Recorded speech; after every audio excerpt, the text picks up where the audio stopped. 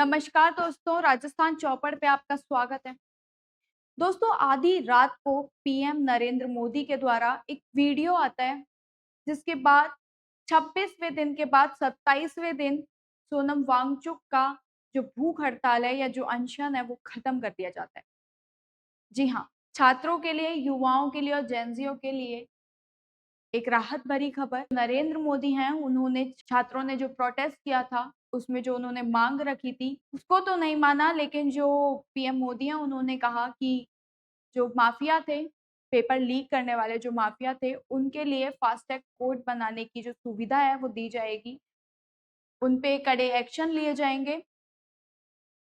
जिसके बाद सोनम वांगचुक ने जो 3 शर्तें रखी थी, पीएम मोदी के द्वारा उनको मान लिया जाता है।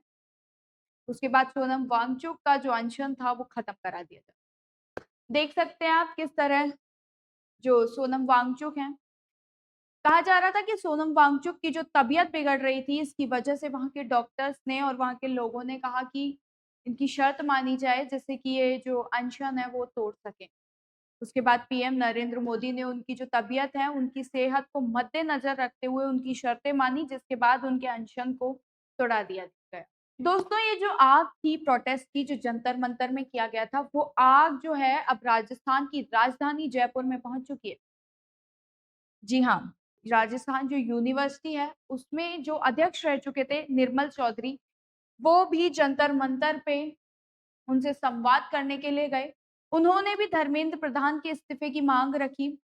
आप देख सकते हैं रविंद्र सिंह भाटी भी 2 दिन पहले जंतर-मंतर पर पहुँचे थे, जो कि युवाओं की आवाज़ को हमेशा से बुलंद रखने की ओर कदम बढ़ाते हैं, जो कि हमेशा से युवाओं की जो आवाज़ है उनको दबने नहीं देते।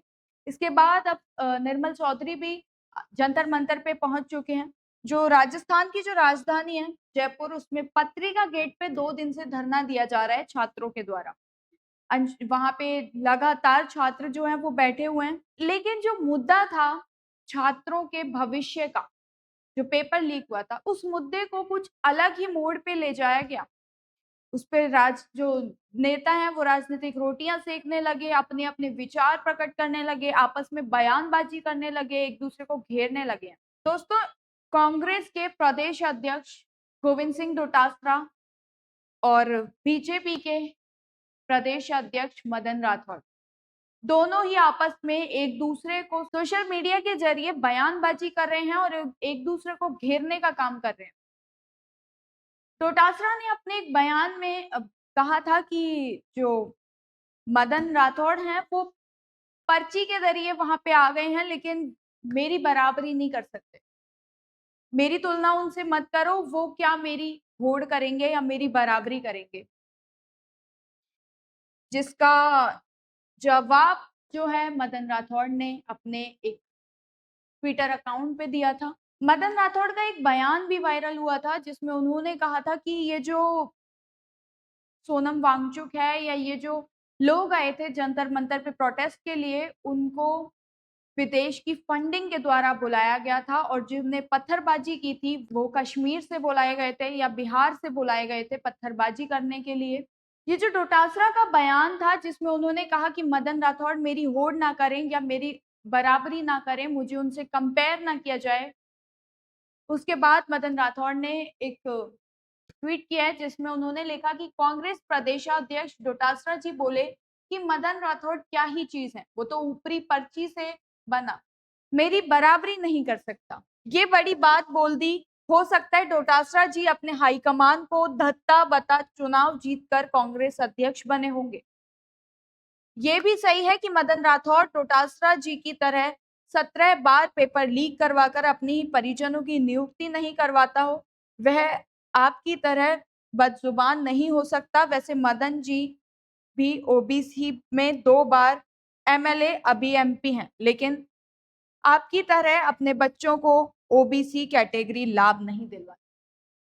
जो मदन राठौड़ है, उन्होंने कहा था कि जो डोटासरा हैं, वो अलग कैटेगरी से आते हैं, जिसके बाद उन्होंने अपने जो रिश्तेदार हैं, अपने जो आस-पास के जो बच्चे हैं, उनको इस कैटेगरी का फ़ायदा होने से उनको पास करवाया, लेकिन मैं ऐसा काम नहीं करता। इस तरह की बयानबाज़ी उन दोनों के बीच देखने को मिली।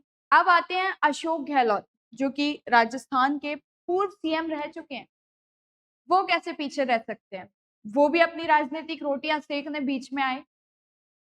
जिसके बाद उन्होंने भजनलाल शर्मा जो कि मुख्यमंत्री हैं राजस्थान के, उनको निशाने पे लेते हुए कहा, मुख्यमंत्री श्री भजनलाल शर्मा दावा करते हैं कि पौने 3 साल में एक भी पेपर लीक नहीं हुआ।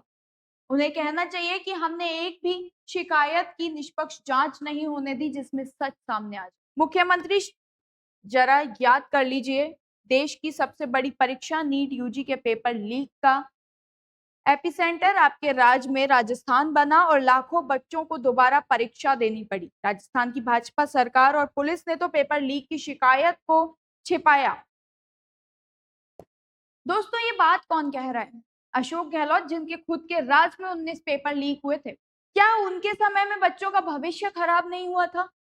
जो उन्होंने भजनलाल के लिए ये बात बोली, जो सीएम है, उन्होंने बोला कि आपके मामले में भी, आपके सरकार में भी पेपर लीक हुए हैं, जबकि राजस्थान में अब तक कोई पेपर लीक नहीं हुआ है। जो नीट का जो पेपर जिसका ये अशोक गहलोत ने दावा किया है, नीट का पेपर जो है वो एनटीए के द्वारा कराया जाता है, जिसके तार सिर्फ राजस्थान से जुड़े थे, पेपर राजस्थान से लीक नहीं हुआ था।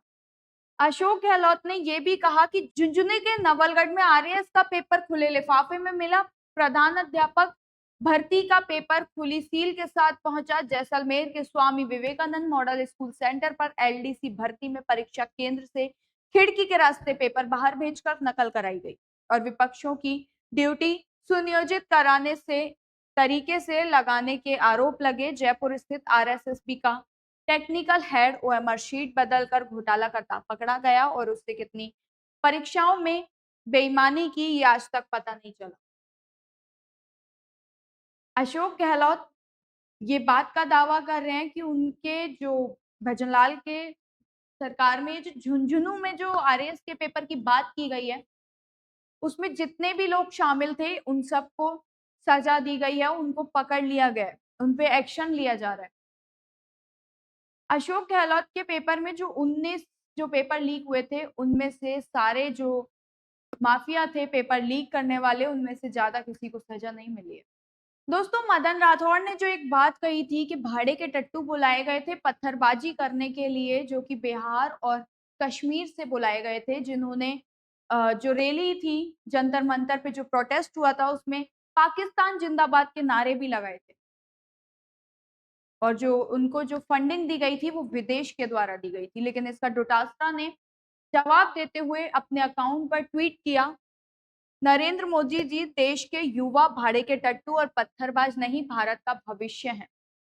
सत्ता के नशे में भाजपा प्रदेश अध्यक्ष मदन राठौड़ जी, जिन्हें भाड़े के टट्टू और पत्थरबाज बता रहे हैं, वे वही युवा शक्ति हैं जिसने आपको प्रधानमंत्री बनाया। ये वही युवा हैं जिन्होंने भाजपा को गद्दी पर बैठाया। ये वही युवा हैं जिन्हें 2 करोड़ नौकरियों के झांसे देकर छला गया। ये वही युवा हैं जो 12 साल से ठगे गए और पेपर लीक में जिनका भविष्य बर्बाद हुआ।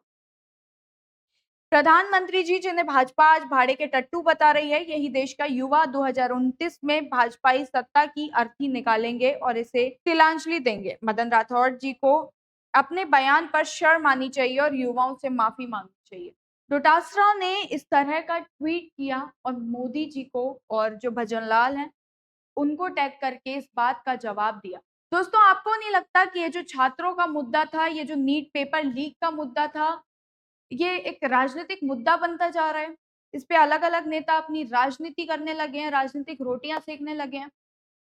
लेकिन दोस्तों, इन सब में एक बात जो यहाँ के जो राजस्थान के युवा हैं, उनके दिल में, दिमाग में बहुत जोरों से एक सवाल आ रहा है कि इन सब के बीच में हमारा जो पक्ष लिया करते थे या हमारे जो युवा हैं, जिनको हम बहुत हद से ज्यादा माना करते थे। जी हाँ, हम बात कर रहे हैं सचिन पायलट की, जिनको राजस्थान के युवा बहुत हद तक मानते हैं, जिनके लिए राजस्थान के युवाओं के दिल में बहुत इज्जत है। सचिन पायलट पहले तो बहुत ज्यादा अशोक गहलोत के साथ देखा करते थे, लेकिन आजकल वो जो हैं सिर्फ बयानबाजी कर रहे हैं या सिर्फ बातें कर रहे हैं सोशल मीडिया के द्वारा, लेकिन सामने आने का नाम नहीं ले रहे। सचिन पायलट पहले तो हर मुद्दे को उठाया करते थे, युवाओं का जो जोश है उसको और बढ़ाया करते थे, राजनीति में सबसे आगे रहा करते थे, जो कि राजनीति में आना चाहते हैं, यानी जो कि सीएम बनना चाहते हैं, लेकिन वो आज इन सब में बोल क्यों नहीं रहे? क्या कांग्रेस में भी आपस में कोई अंदर ही अंदर कुछ गुटबाजी चल रही है? क्योंकि पहले अशोक गहलोत और जो सचिन पायलट हैं, वो आपस में बहुत नज़र आते थे, खुश दिखते थे, रहते थे, मिलते थे, लेकिन आजकल जो है वो सिर्फ़ बयानबाज़ी कर रहे हैं, वो भी सोशल मीडिया से। पर्दे के पीछे से, लेकिन पर्दे के सामने नहीं आ रहे। राजस्थान के होते हुए भी वो राजस्थान में आकर यहाँ के युवाओं का साथ नहीं दे रहे हैं, प्रदर्शन में उनका साथ नहीं दे रहे हैं।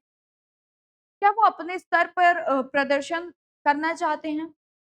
अगर नहीं तो उनको करना चाहिए।